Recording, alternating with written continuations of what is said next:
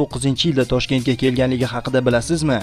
Ha, bu ayni haqiqat. 2009-yilning 22-dekabr sanasida Krishtianu Ronaldu yosh futbolchilarni qo'llab-quvvatlash dasturi doirasida yosh futbolchilarga master-klass o'tish maqsadida Toshkentga tashrif buyuradi.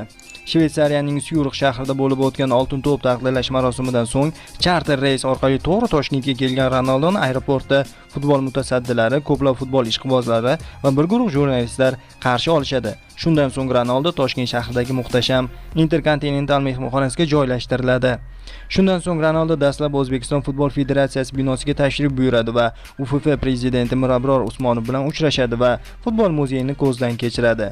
Kunning ikkinchi yarmida Krishtianu Ronaldu yosh o'zbekistonlik futbolchilar bilan birgalikda mashg'ulotlar o'tkazish uchun Toshkentdagi JR stadioniga tashrif buyuradi. Dastavval jurnalistlar bilan bo'lgan suhbat chog'ida Ronaldu bu uning O'zbekistonga ilk tashrif ekanligini va u kelajakda O'zbekistonga yana tashrif buyurish istagida ekanligini, sobiq murabbiy Luis Felipe Scolari orqali O'zbekiston futbol haqida biroz bo'lsa-da tasavvurga ega ekanligini, O'zbekistonda sportning bu turiga jiddiy e'tibor qaratilayotganligidan xabardorligini aytib o'tadi. Shundan so'ng Ronaldu yashil maydonga tushib boradi va o'zining to'p bilan mohirona harakatlarini namoyish etadi. Birozdan so'ng Bunyodkorning 12 yoshli tarbiyalanuvchisi Shohjahon Hasanov ham bu jarayonda ishtirok etib, o'z iste'dodini namoyish etadi.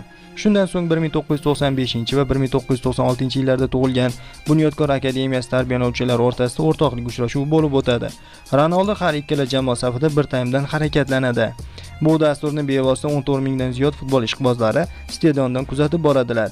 Tadbir so'ngida Ronaldu o'z dastxati tushirilgan bir necha to'pni muxlislar o'tirgan tomonga yo'naltiradi. 22-dekabr oqshomida esa Ronaldu Alisher Navoiy nomidagi opera va balet teatriga MTVA taqdirlash marosimiga mehmon sifatida tashrif buyuradi va O'zbekiston shou biznesida yil laureatlarini taqdirlash marosimini bevosita tomosha qiladi. Shu bilan Krishtianu Ronalduning Toshkentga amalga oshirgan tashrifi o'z poyoniga yetadi.